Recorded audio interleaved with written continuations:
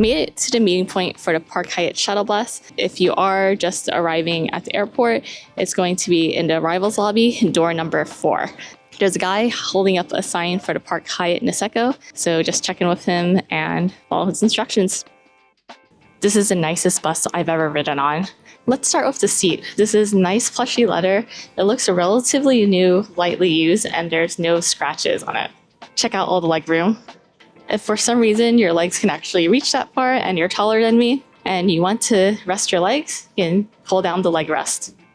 If lazy boy is more your style, not a problem. And if you want to get even more comfy, you can recline the seat. Pretty steep incline for a bus.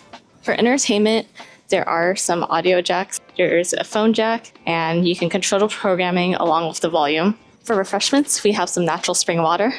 If you need a place to put it, you have several options. You can pull out the dining tray, or if you don't want something in the way, there's a cup holder right in front. But wait, there's more. Reading light here. There's also plenty of options for charging stuff. USB charger go down here, and on the walls, there's regular plugs. If you have a jacket or a bag that you want to hang, there's options, so a hook in front and also hooks on the walls. The window seats do have shades, but if you want to enjoy the scenery, just pull the shade up. And on top, there is air vents and lights. And of course, what's a luxury bus without free Wi-Fi? I'm going to enjoy the ride and scenery.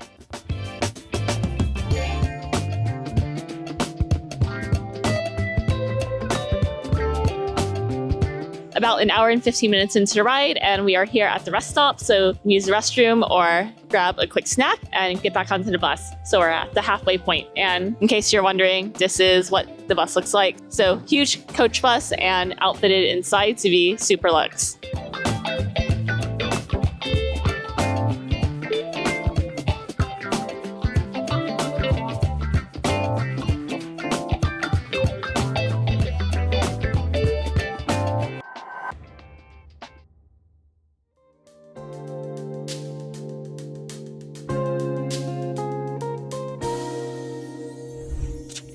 Welcome to the Park Hyatt Niseko, one of the best ski resorts in the world. We booked this stay using Hyatt points and originally booked the 2 twin standard room, and we got upgraded to the 1 king suite. One big favor before we dive in is to give this video a thumbs up and subscribe if you like content like this. Right off the bat, this is a huge room. I really love the minimalistic design and the warm wood tones the room has. I kind of want to design my future apartment like this. Oh, hello? No worries. So we will wait for you. Okay. Yeah, see you later. Okay, on that note, we're going to take a pause here on the room tour and go straight to dinner.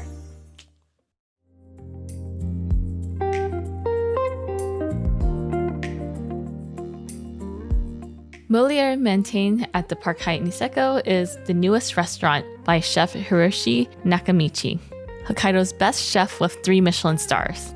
It's one of the most unique dining experiences we've had in years. If you only want to splurge on one meal in Hokkaido, I picked this one. When we booked, reservations were by phone only. It's French cuisine using local ingredients put together in very creative ways. The highlights for me were the assorted winter vegetables with potato gnocchi, and this is the best gnocchi I've ever had. They were like pillows and you could taste the technique. Abalone was also a favorite. I've never had it in squid ink before, and it was steamed perfectly. Wagyu beef had a great presentation and was grilled to perfection. The scalloped potatoes were light and creamy. Definitely one of our favorite meals on this trip. Look at this little pudge. Cute.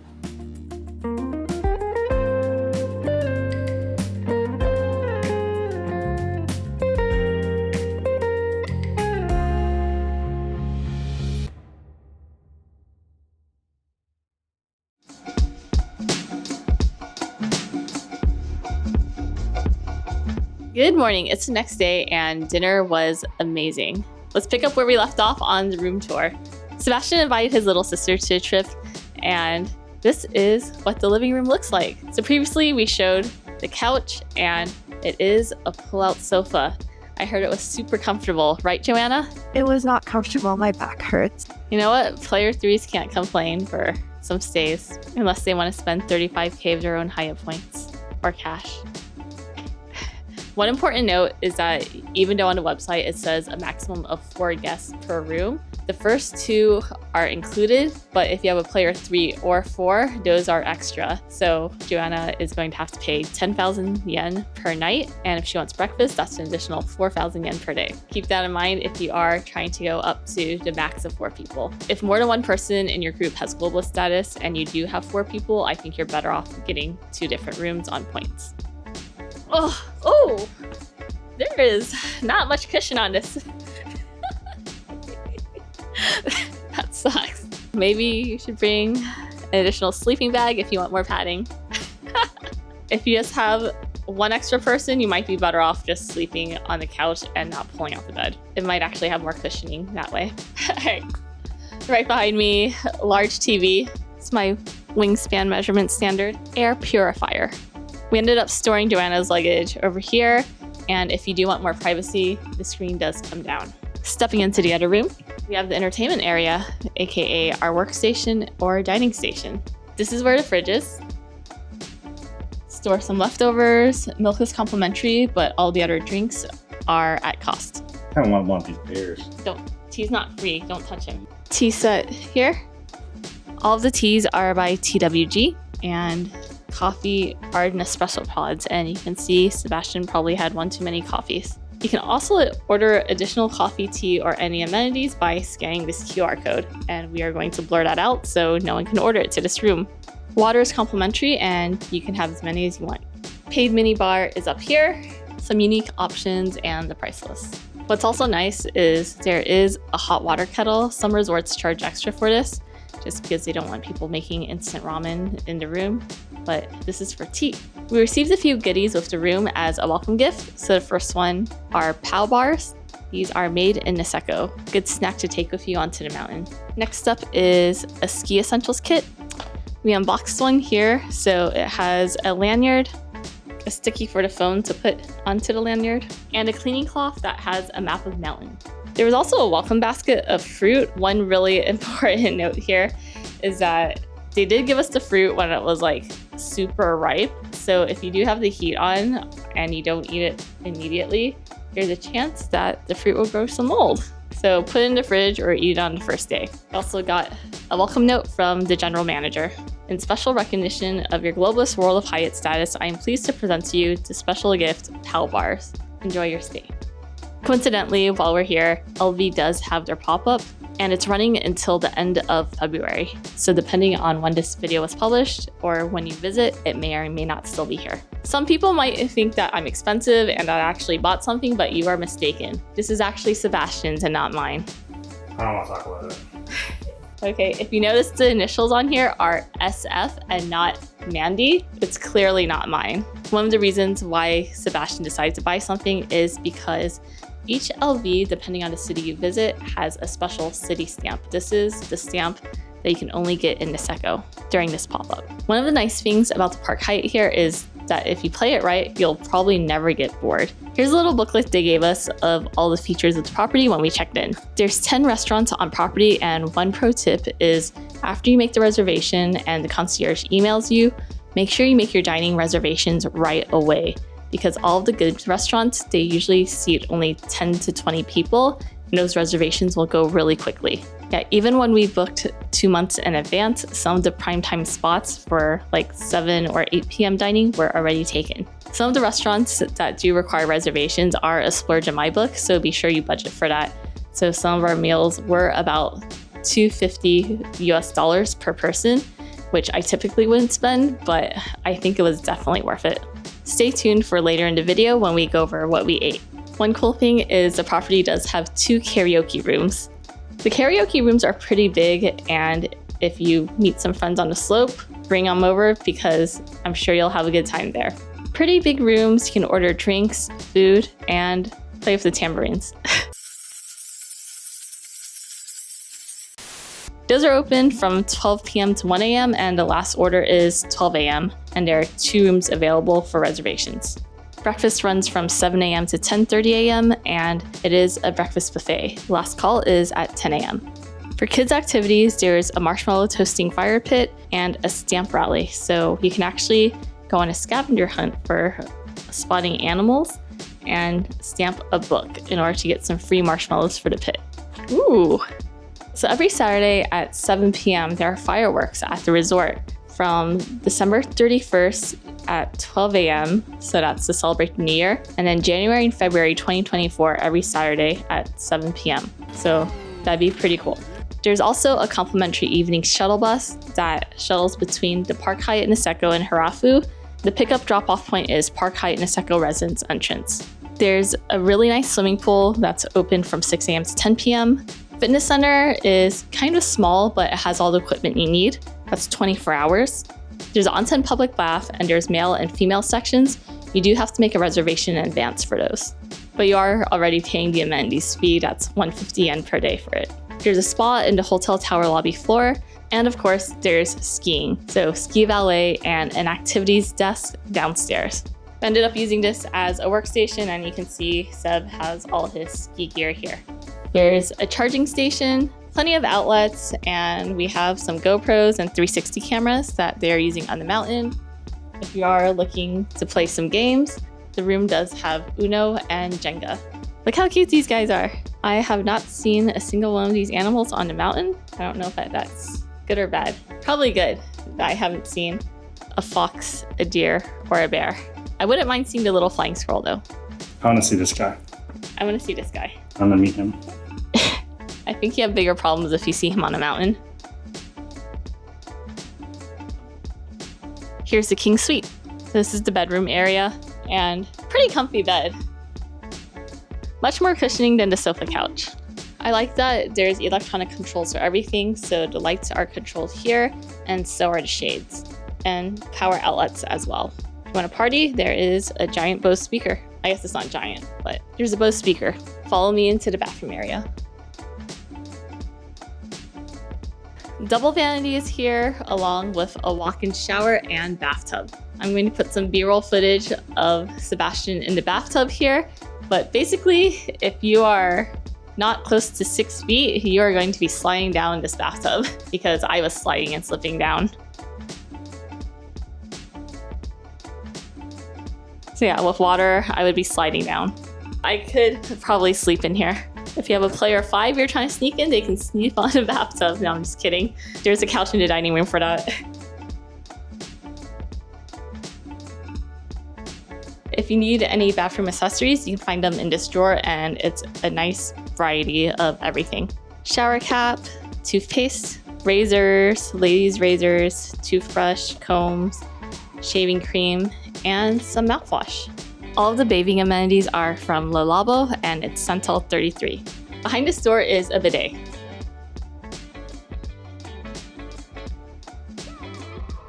It's heated and has a ton of functions.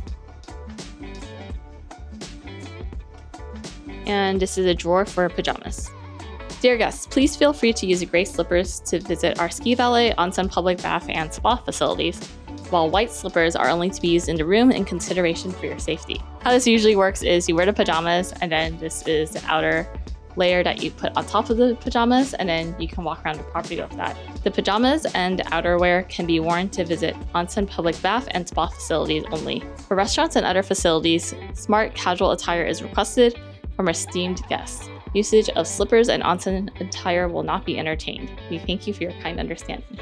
Lots of hanging space and room for luggage. Laundry is not free, but you can use the laundry basket. This is nice shoehorn. Boink. If you want more privacy, you can also close the doors to the living room. All right, wrapping around here, we do have an extra bathroom. It does have the toilet, open sesame, one sink, and walk-in shower. One thing that's nice about this closet is there is a heater function. So if you come back and a lot of your ski gear is wet and you want to dry it off, you can hang them here and turn on the heater, and it'll be dry within a few hours. These are just storage cubbies.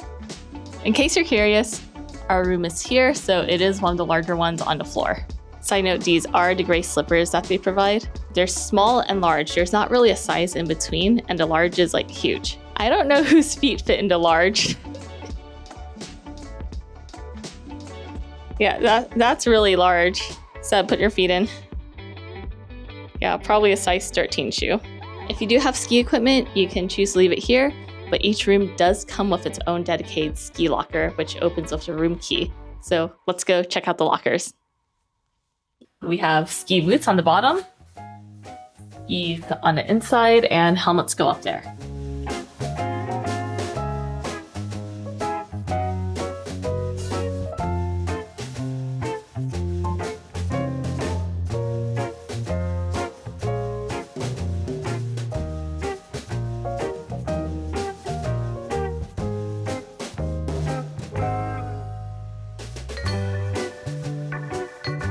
We were lucky and got reservations to Sushi Mitsukawa.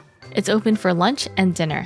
The restaurant itself only has 10 seats, so definitely book early if it's on your list. The sushi here is erome style, which means it's simple and focuses on the fish. We chose the omakase with hand roll add-on. My favorites were the uni, hairy crab, along with the different types of tuna. It's always fascinating to watch a master chef at work. Ricky has been making sushi for the past 18 years and is one of the few chefs that are trained in fugu. We didn't have fugu this trip, but it is on my list to try in the future. Seb and Joanna went skiing on the Black Hills, which is way out of my comfort zone, so I stuck with the Green Hills. I joined a level 2 group lesson, which ended up being a private lesson because no one else was in the class. Worked on some parallel stops, and towards the end of class, we went towards a higher hill. I may or may not have stumbled down that hill, and I think that sports and skiing in general is just not for me. But you know what? At least I tried. If you take an all-day lesson, it comes with a voucher for lunch at the Edge. I paid a little premium to get the crab ramen because it looked amazing. In hindsight, I probably should have gotten something else because I didn't realize the crab legs weren't cut, so you do have to sit there and peel the legs yourself. But it was very tasty. After lunch, continued the lesson, and I can definitely get down a hill, but not steep ones.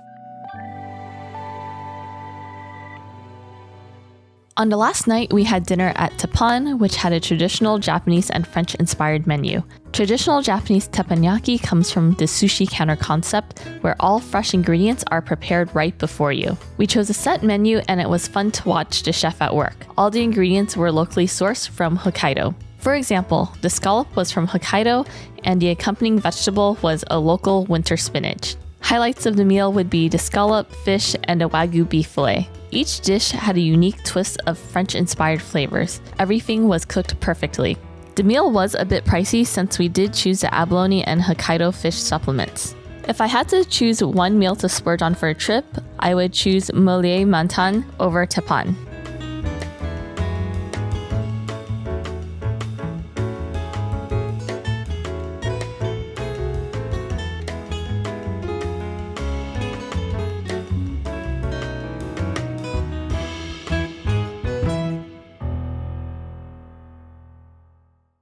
Good morning. So we are here at the breakfast buffet. Since we do have Hyatt Globalist status, it is included. But if you're not at the Globalist level or you didn't prepay for it, then it is extra.